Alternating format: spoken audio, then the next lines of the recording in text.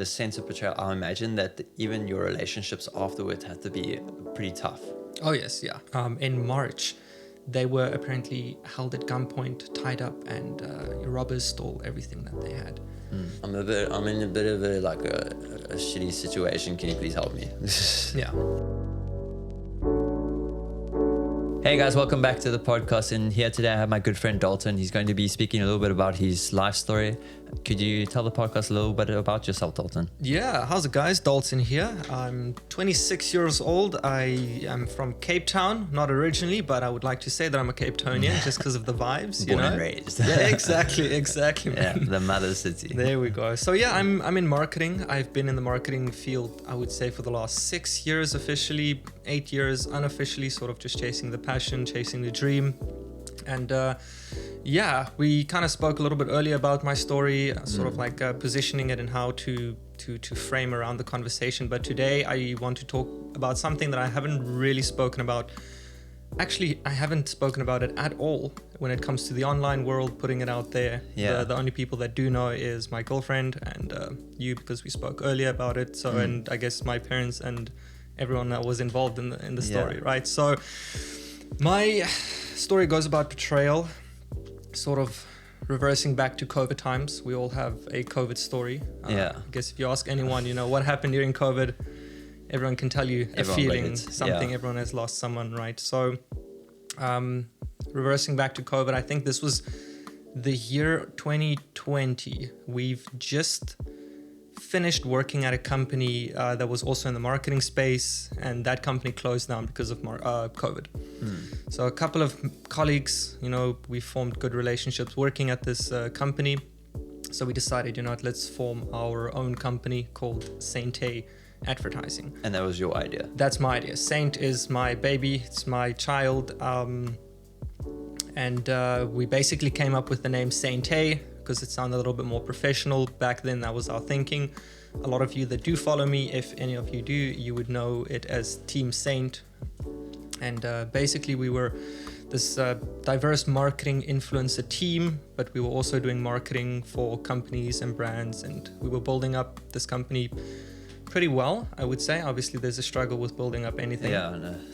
Yeah, I mean, you are not alone. Even telling you when I met up with you for coffee, I was saying, like, Dalton, actually, I give credit to content creators because you always have to be on your feet. You always have to think of like the next move and getting people to kind of engage with your content. And that's, for me, is like so eye-opening, because here I thought, like, being a YouTuber, that must be so nice. It's a lot of work, dude. Yeah, gotta give them credit where credit's due, right? Exactly. And when you work, and you say you basically work around those people and potentially even help them, and I'm like thinking to myself, I wonder if I should ask Dalton, like, what should be the next move? And then you said to me, which was nice, that I'm on the right track. It's obviously just going to take time. And everyone, nowadays, instant gratification. Oh, yes. Yes. Yeah. You kind of just want to be there, but at the same time, you have to understand the process. Yeah. It's all about the process when it comes to media. Like, there's this thing that I'm not sure who said it first. It was either Gary Vee or some other influential American. He said, posting content is like the lottery, but the tickets are free. You can create as much content as you want. One of them will stick, one of them will hit, and they'll go viral. Yeah. Right? So why not just keep creating? Why not just keep moving forward? Yeah. Which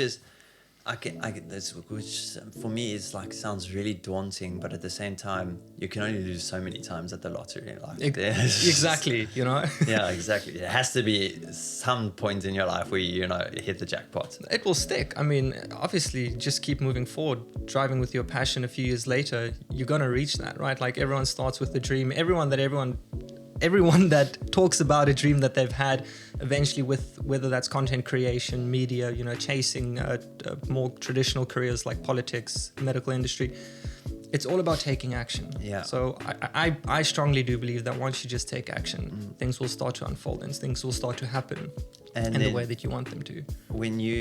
So you said that you started this company in where again? In Port Elizabeth or Pretoria? Actually, yeah. So we started the company in Pretoria because we met in Fourways. This was back when I was in between Johannesburg and Cape Town. So we moved to Pretoria. We got a big house there that we dubbed the Team Saint House. And, this was kind of the base of operations where we were working from. And on the weekends, early 20s parties, having influencers, overs, musicians, it's bound to happen. And I would say we were doing pretty well for ourselves. For a couple of young 20-year-olds, we were making quite good money back at the time that I thought was good money. And we were happy. We were stable, we had good friendships. It's nothing more fulfilling than doing something with your mates. For sure. And like you guys had this idea of like doing it and it actually happened and you made all this money and you were thinking like life couldn't be better. Oh no, we were ecstatic. On top of the world, man. Like exactly. You see these Americans with these like influencer houses, and we created something similar to that on a smaller scale, just for some couple of mates and the Team Saint influencers back then. So no, definitely we really did feel like we were very, very successful at the time. And I guess sort of like where the plot twist came in was, so fast forward 2 years later, we've been running this company together. It's been through COVID. We've been through the most. I haven't seen my family in quite some time. Yeah. So I told my mates, listen, I'm going to go back to Cape Town for December holidays. Going to go visit the family, I have to go spend some time with them. Haven't seen them in a while. Come to Cape Town, have an incredible time, with the family, go on holiday, vacation, all of that good stuff. Go back to Pretoria in January. And that's when everything hit me. That's when everything hit the fan. Everything hit the fan. My entire world felt like it was crumbling down in that moment. And the reason I say that is because when I got home, my best friends and business partners had staged a coup d'etat. Yeah. They basically went to all of our clients. Yeah. I don't know what they told them because obviously I wasn't privy to the conversations. So when I got back home, they sent me a text message the following day, which I also thought was quite weird, but obviously we were all good mates, so they probably didn't want to confront me face to face at Which first. is weird in a sense, because if you say they're good mates, you would think, you must come at least tell me face to face what's happening. Like, and the fact that they had to message you about such a big change, like, does it show like that they were too coward to actually tell you in person that like we have a different idea and you're not involved in it? Like I can almost feel that sense of pain of like, you said they were your good mates and like you said you were having the time of your life with them, so what went wrong? Until this day I can't tell you, because I try to ask myself that. I try to put myself in their shoes many times and I try and think from their point of view, like why did they do this? What did I do wrong? I mean, a lot of times when people go through betrayal, and this is obviously my own personal opinion, I think that people tend to think that it's their fault. So it took me some time to come to the conclusion, like, listen, I actually need to stop looking at myself as the victim and just think, what, maybe they had different motives. Maybe you couldn't have done anything different for the situation. It happened for a reason. And it actually did happen for a reason, but we'll get to that later in the story. It's sort of like the whole punchline to this. But yeah, so anyway, the text message that I got, telling me, hey, Dalton, we've decided we're going with all our clients. We're starting a new company. Obviously, they couldn't take Saint because it was in my name. It's my creation, right? And this moment obviously didn't feel great. Right, like being in that position, like you have no idea where this came from. Like you're shocked, you're hurt, you're sad, but I think ultimately you feel hurt. Because especially when you tell me that you knew these people, and these people would you consider even like your good friends, and you had like a sense of trust. And I can tell you, like the worst is when you don't feel like you need to have your back towards them because you feel like you will never get backstabbed. But when it happens and you're like, I actually don't know what to do. Like, it's not even a sense of pain. Like, I just don't know what to do. I don't even know how to respond to it. That's exactly that. Yeah. It's this sort of like brotherhood link of chains, you know, like your brother's got your back. Like you don't have to worry about them because you all got each other's back. You're facing the world, right? Us against the world. So once that betrayal happens, you are left sort of in the rain, Yeah. out in the cold, like the rug ripped out from underneath you, standing in the rain, like, what do I do? What do I say? Yeah. Like you were literally part of the movie scene, and you were like thinking like, okay, I've seen this in the movie, but now I actually don't know what to do anymore, because now I've been put into a position where I feel like surely there's like, I'm part of the story where something's supposed to happen to me now, where I'm supposed to also live happy ever after, but Exactly. Yeah, that's what you think. Like, okay, where's my golden carriage coming? Yeah. You know, like what's the next? where's my move? slipper? Where's my slipper? Yeah, Yeah. you know. And it was actually quite the opposite to that, because I had to then be humbled Yeah. in a way that at the time I was not happy about, but looking back at it, I'm so grateful for that opportunity. Right. So I, obviously having no money, no clients, nowhere to go, can't pay rent, I decided to come back to Cape Town. Back to my parents' house. Yeah. But obviously I've been out of the house for the last 4 years. They've moved closer to the beach. Yeah. Get a little bit of a smaller place, but obviously, you know, closer to the beach. Yeah. But the problem was I didn't have a bedroom Yeah. at the time, right? So, and I actually have photos about this. It's crazy.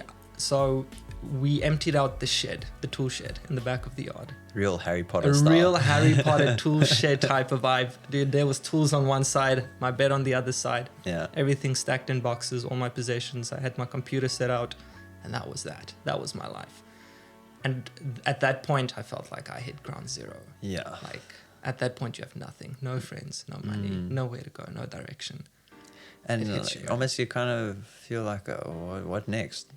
Yeah. Like, especially when you say it happened to you at a young age, where you feel like you were doing something right, and then All of a sudden, no, you didn't. no, different direction, and you're like thinking, but what did I do to deserve this? Exactly. Like, I thought I was doing everything right. Like I said, like even earlier, like I said, you start blaming yourself for it, like, you know, and you shouldn't blame yourself for that. You know, it's something that was completely outside of your control. Yeah.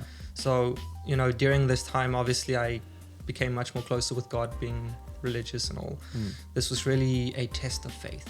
And I had this revelation that, you know what, I'm not going to let this dictate my life. Yeah. Obviously, I'm young. When you're young, you think it's the end of the world, but I'm still young.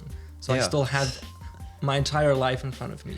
Although we always say to ourselves, like, I even said to you, yeah, I'm 23, but I feel 60. Like, Yeah, you know, you feel like, and I think in your 20s, you kind of put yourself in an older situation, because, like, believe it or not, that like from 20 to 30, yes, it's a 10-year gap, but I feel like you have to do so much to figure out like what you need to do in life. And I think that's the constant pressure, especially as like a male, being put into like the society of like, you need to have everything figured out, you need to like start working, you need to start providing and whatnot, and that's a lot of pressure.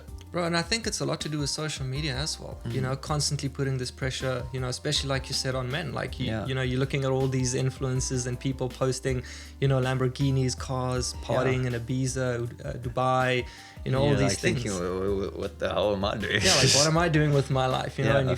and you feel like you have to have everything figured out before you turn 30. Yeah. Which I don't think is the case, but in today's age, that's just reality. That's just the way we, you know. And I mean, it starts already at like, see all these 14-year-olds now saying they're going into like all these business courses and whatnot, and I'm like, so what was I doing when I was 14? Like, what was just like thinking about girls and playing games? Like that was majority of thinking, like, and doing homework like just before class started. That was it, literally. Yeah. For me, it was video games. Yeah, you know, like what happened? These kids are starting courses. Like, what do you have to teach the world at the age of, you know, 15, 16? Like, you know, like I can understand you trying to do the hustle and the grind, but be a kid, man. Yeah, like, you know, you're not going to get it. that back. For sure. And I mean, when these people get into their 20s, then they're like, oh crap, now I've got to actually live life, because I totally forgot to do that when I was a teenager. But it's already, how can I say, too late? Yeah, you know. Yeah. You've missed Like, that. Now you actually have to work and you have to pay the bills, and you know, you no don't one, want to. No one told me about how damn hard taxes are. Like, Oh yeah, no, we didn't learn about that in school. Well, I didn't at least. No, me neither. I mean, yeah, they told us about it, but no one actually showed us how to do it. Exactly. Like, yeah. Growing up, man, I'm telling you. It's a struggle. But even so, hearing about your story, do you feel like it taught you a valuable lesson, like that you needed to learn to become the person that you are today? Oh, 100%. It's taught me many things. Endurance, obviously doing things that you're not comfortable with, always relying on God. Because obviously in this entire year that I spent living in this tool shed, I got close to God. So I was in prayer and constant grind. It was ride or die at that point. So for me, I would say it was really an opportunity for me to build my character. And I think that's the most important thing that I've learned from this entire experience, is to trust God and to continue chasing your passion no matter what the outside circumstances are. Yeah. You know, it's funny that even like looking back at the Bible, and obviously Jesus' father was a carpenter and you were put into a tool shed. Wow. I never thought about it. And as humbling as I always read that, when he was just a carpenter, and to think like some people just need to be put back into a situation where they need to be humbled. And like when you think you're on top of the world, nothing can beat me.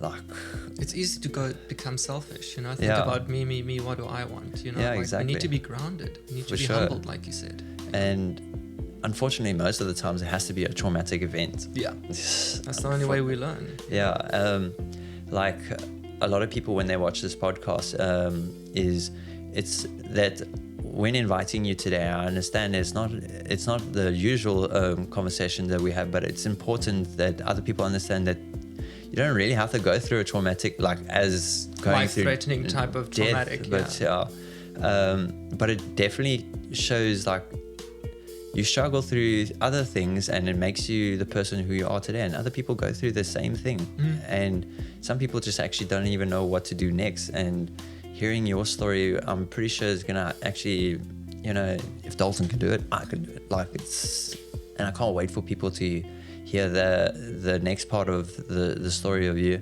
And I'm seeing so much like great things happen on your side. Like, I obviously follow you.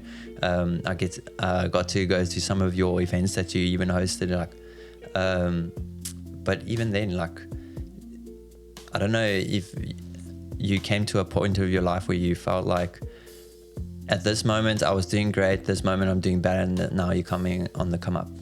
I definitely feel like I'm back on the comeback now, and it's all because of God, because of what He has blessed me with, right? Like, I have to just mention that, because it truly is. Like, I don't think I would have gotten myself out of that position any other way, right? So looking at that situation and where I'm at now, that I'm very, very much grateful for, something that I also think that I should mention is, just in case anyone's listening to this right now and they also experience betrayal, the most important thing that I have done within that situation is, as difficult as it is to try and forgive.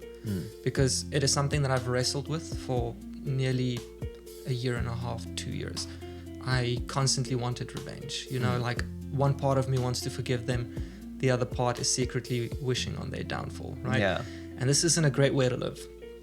And I've been wrestling with this for, you know, the longest time, until about 2 months ago I decided, you know, I'm going to set myself free from this entire experience, from them. I'm going to forgive them, not just for them, but for myself, so that I can heal and that I can move forward. And funny enough, when this happened, this moment, I actually, a few days later, I started scrolling on social media, and one of my mates, their social media popped up onto my algorithm, you know, which was quite symbolic and weird. So I decided, you know what, I've forgiven these guys. Let me go have a look on their social, what they've been up to. Because up until this point, I didn't want to have anything to do with them. I didn't want to see their life. Even though they existed. Keep my peace. Exactly. So I jump onto their social media, do a little bit of stalking, and I come across a post where the one guy was talking about a situation that they went through, which was 2 months after I left. So I left in January to come back to Cape Town in March. they were apparently held at gunpoint, tied up, and robbers stole everything that they had. And I was so shocked reading that, because at the time you think to yourself, like, why is this happening to me? Yeah. Why am I going through this situation? But then you don't realize that situation you're going through might be the very thing that is saving you from something worse. Yeah. You know? And like, although like when you think about it, how crazy is it when a lot of people, when they go through traumatic events, they ask, why me? And then why is it happening to me? Like, what did I do to deserve this? And then you get to that situation where, you know, if you were there, imagine what would have happened. Like, you could have been there at the wrong time, and your life could have actually ended right there and then. And it's so crazy to think that, yeah, like I always say, like I even said to you at the coffee shop, I'm waiting till I get to those gates, and I'm gonna say to the man, like, I need to ask you like a few questions, yeah, like about the way you operate, yeah, your like, humor, you know. This. I think you and I are on the same humor level, but I think you teased me more than I teased you, like in the sense of, like, I know you're not going to do this to me, right? And then it happens, and then especially even getting to my scene where I was in hospital and I came out, and they're like, you know, and I'm over. I'm out of hospital, right? Nothing's gonna happen. Poof, cramps, everything. Yeah, we go. Still teaching me things. Just God's way of saying, hey, listen, just a reminder. Keep you on your toes. Yeah. I'm still here. And I don't look at it as he hates me and he wants to put me in pain and whatnot. I feel like it's a constant reminder that he needs to just say, like, remember where you came from. You went through this. This is your humbling point. Although you went through something like that, it's very easy to forget. Yeah. Because, like you said, you went through this situation and you are now on the come up. And I feel like when you get back on the come up, you kind of start developing that sense of, like, who's gonna stop me? It's that charisma, that ego that comes in, you know. Especially when it comes even to content creation, because people start to notice you. People start to say, like, oh, that guy is actually quite well known and whatnot. And you kind of build this, like, idol out of yourself. And then I feel like God just comes there and just say, hey, just remember who I am. Yeah, did not get you out of that situation for you to go straight back into it. And I was even saying to you at the coffee shop that it's funny, a lot of people, when they pray, they only pray in the bad times. They don't pray when it's the good times. They don't say, like, oh, you know, thank you, God, for this and this.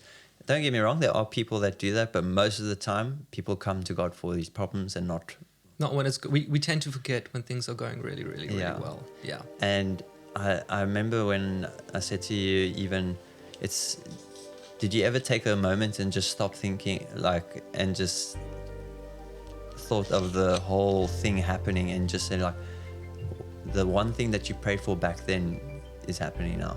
You're living that. You're living in the moment that you prayed for. Yeah. And it's so easy to just forget that. Like when we had that conversation at the coffee shop, it really shocked me to just take that step to say, oh yeah, I'm living in what I prayed for. And just having that realization just gives you such peace. Yeah. You know? And a lot of, that's why I say to people, did you ever just, like, in this week, did you ever just, like, stop and just think, like, a lot of people will go through the day and say, oh, my tire was popped, or the gate wasn't working, the key was stolen, like life was just going against me. Like, but in the moments when you're like, you know, I was in a situation where I didn't think I was going to make it out. Yeah. So now, like, look at where I am now.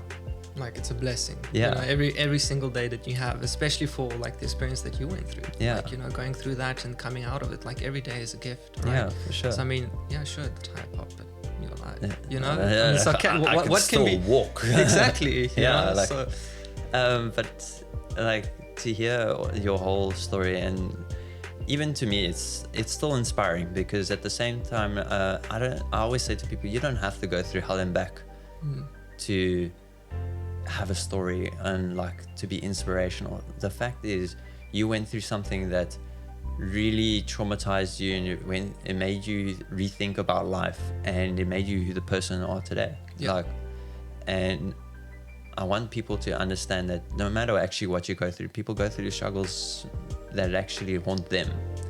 And even if it's not that hectic, like, and to them, it could be that hectic. Like you said, gunpoint, my friend.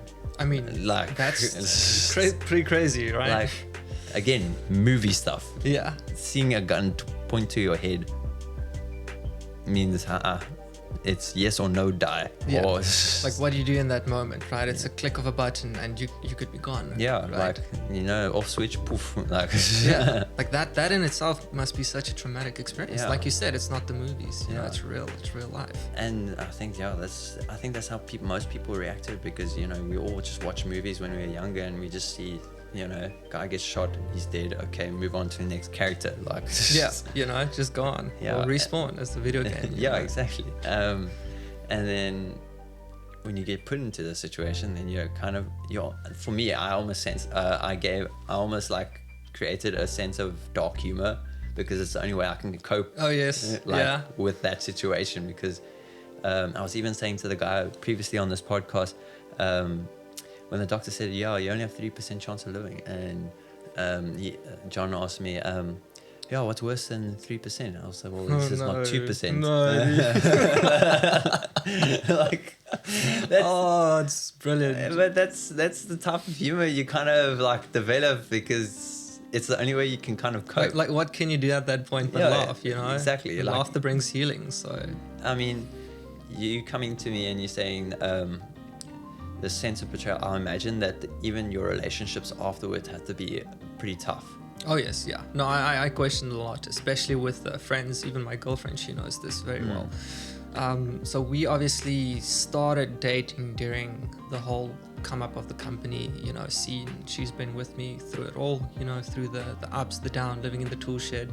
We're living now in our own, 2-bedroom apartment here in Cape Town. So we've been through the most, right? But there was definitely times where she could tell that I was struggling to open up, not just to other people, but to her as well. Because there's obviously this sense of like, pain and hurt. Like you don't want to open up to other people. Yeah.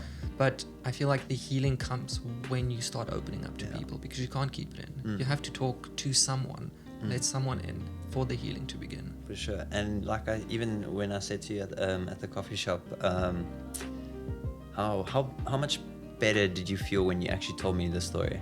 Oh yeah, so much. Like, it felt like, yeah, almost like I didn't say much or anything like that, but it was more, I could see like your shoulders started to relax, and you've actually now Luke actually knows my story. Yeah. And I don't have to feel different or anything like that. He just took my story in, he actually listened, and that is that. Now he knows who I am. Exactly. And I feel like I'm pretty sure your girlfriend was probably one of the only first people to know your story. And I always say to people, it's so important to have a person in your life where you can share those emotions and share those feelings with people, because having a person like that is almost like a rock for you.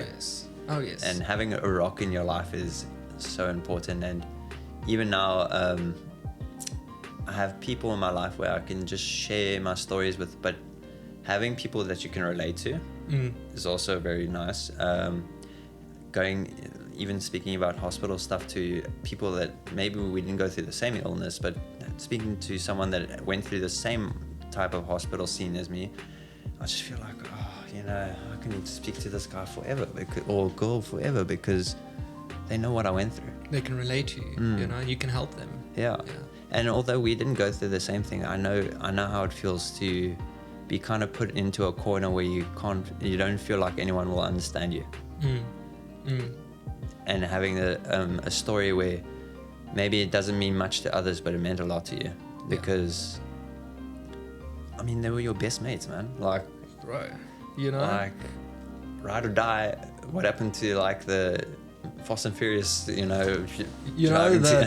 family, it's family. It's family. Like it hurts. Yeah, it hurts. But you reach a point after, like you said, opening up to people, you know, having people that you can rely on and trust again, for that healing to begin, so that you can actually let go and forgive the actual people that hurt you, because at the end of the day, they're going through their own experiences. And they probably had a reason for why they did that. It might have been selfish. It might have not been selfish. We don't always know the full picture. So at the end of the day, it doesn't, you don't gain anything from holding anything against anyone at that point, you know. And I actually, funny enough, I read this quote when someone helps you and they're struggling through things as well, that is not helping someone, that's love. Yeah. Like, that's someone taking their problems and putting it behind them, and you say, you know, this person that I really care about is also going through something, but I'm going to actually help them rather than go back too much. And you got to look at that and you're like, wow, like keeping the peace, helping someone else, you know, putting their needs above sort of your feelings in the moment. You know? And like you said, that's ultimate love, man. Yeah, and that's hard to find nowadays, I'm telling you, right? In this world, man, telling me. The romance has died. Like, I was saying to my friend Josh, I went out last night and I see all these like girls and guys, and the way the whole like what nowadays kids Riz goes. Oh yeah, go let Riz.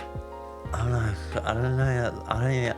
don't even know how to compete, because I don't even know where to even begin there. Like, getting to that culture. Yeah. Like, normally it was just, I like you, you like me, here's my number, let's go for a date, or like something. Not a chance anymore, man. No, it's like a game now. Yeah. I mean, obviously I've been outside of the dating scene for a long time, you know, even the party scene, I don't think I've partied in a long time, right? It's been straight up work, you know, family, that type of stuff. But I do believe, from my opinion, looking from the outside in, it's a game. Yeah. It's who can do what, play what moves, you know, get with who 3 months, get with someone else. For you know, sure. It's a weird culture, man. And you're like thinking, you know, that's where the hell did love go? Or where did the romance go? Like, thinking you could just go on a date with someone, but that is another struggle on itself. Listen, it's there. Love's there. No, it's there. It will find you. But I'm happy Dalton, I can't tell you how happy I am for you that you actually have someone in your life that can help you like that. Because a lot of people don't have that person in their life where they can feel like, I can just tell you anything right now and you won't judge me for it. Yeah. There's that thing where it's called, like, if you have someone that you can call for 7 minutes of them just being there for you and just like kind of letting you open up, and having a person that doesn't judge you for it, doesn't criticize you for it, doesn't actually just sits there and just listens. Someone who enjoys being in your company. Yeah. You know, spending time with you. You know, that's rather being there than somewhere else. Exactly. Yeah. And it's also important when you meet people like this is to also be there for them. You know, like as much as you would want to take, you got to give. And it's a two-way relationship. And that's how the world claps right now. Yeah. No, it's all about taking. It's all about taking, not enough giving. Yeah. And I wanted to ask you around how has this taught you a lesson around with business relationships, as well as like going forward? Keep it professional. Contracts, whatever you do. If you get a new client, sign a contract. If you go into business with anyone, sign a contract. Have the paper trail. Rather than just have a, like, even being friends, you would still say contract. Even with my best mates, I would say, well, you know what? Well, but I would still say contract. You have a testimony of why you should have a contract. So. Exactly. Rather preserve the friendship and the company at the same time. If there's a business problem, deal with it on a business level. If there's a personal problem, deal with it on a personal level. Yeah. And as a rule of thumb, just always watch before you go into business with anyone, family and best friends. I would say that's a good sort of like rule of thumb. And do you have any like advice for people that has gone through betrayal? Yes, I think the two most important things that I came to the realization is number one, don't blame yourself. I mean, obviously look at the situation. If you did something wrong, blame yourself, right? But a lot of the times we tend to focus on, what did I do wrong? Yeah. But, you know, sometimes they just betrayed you and that's it, right? So let go. You are not the problem. And my second piece of advice is try to forgive, try to heal, try to move forward, and try to build new conversations and new relationships with new people, because that's the only way you're going to get through that sort of hatred. Yeah. Did you ever feel like you were in a moment where you didn't want to say anything because you didn't want to disturb the peace? Definitely. I mean, obviously, you know, we're all in the same sort of social media marketing industry, so whatever we put out there, it's out there on the internet. Yeah. So I kind of thought, it's been two years, almost 3 years now, before, you know, speaking about this, and there's a reason for that. It's because I don't want to have everything out there. Yeah. Just, you know, keep But I mean, peace. it's not that you like want to backlash these people. It's because it's the story that made you who you are today. And funny enough, you can almost like, I don't know if you're ready to do that, but it's but you kind of actually have to thank them, because you wouldn't be where you are without them. I've been thinking about that. Like, Yeah. there's that subtleness of like, I actually gotta thank you guys for that, Yeah. because I wouldn't have learned what I've learned if Yeah. it wasn't for that situation. Yeah, as Right? much as it was like a shitty moment, like you have to be like, you know what, thanks guys. Like Yeah. I had to go through that. I learned that. Yeah. And then I told you this at the coffee shop. A lot of people think that if I don't say anything, I can keep the peace. But who are you keeping the peace from? Are you keeping it from yourself, or are you keeping it for them? Yeah. And sometimes you have to be a bit selfish. You have to remember, you were born in this world by yourself, and you're gonna die by yourself. Yeah. You gotta, as selfish as it sounds, you have to look after number one. Yeah. You know, you gotta take care of yourself, you know. Yeah. Yeah. I mean, whether you, and I don't mean backstab people, please don't backstab. Yeah. No. It's just, I mean, in the sense of like, Gotta if it's stand not your good ground. for you, like, if it's not good for you, or if it's like really messing up with your mental space, or like, please just say to them, or just say to people, I just need a breather, or just like, let me think about it, rather than being forced in a position that most people get put into a corner. What's that thing that you said The Rock mentioned? I think it was a quote from The Rock. Yeah. He said when he was in his lowest moment, because obviously I was doing a lot of motivational research and stuff when I hit that point, and he said once he reached that point, the wall was behind his back. Yeah. So there was no way for him to go back. So even now in his career, wherever he's at, he visualizes this wall being behind his back. There's no way to turn back. It's Yeah. always forward. Yeah. So keep going forward. And that, to me, that's such a powerful quote, because I feel like a lot of people hit rock bottom and then feel like they can't bounce back up. But if you're climbing and you constantly think the wall's behind you, the only way is up. Exactly. Yeah. Exactly. You can't go any lower than that. You keep raising the bar. Like, my favorite quote from Matthew McConaughey is, "A roof is a man-made thing." A roof is a man-made thing. Wow. No Like, limitations. No Yeah. limitation. And for me, that's, I even say it out loud, like most mornings. I say, a roof is a man-made thing when I get to those situations where I feel like, life, just take me right now, because I can't deal with it. So like, I don't know where to excel from You're Not Alone. I don't know where's my life going. Yeah. But then, Without direction, Yeah.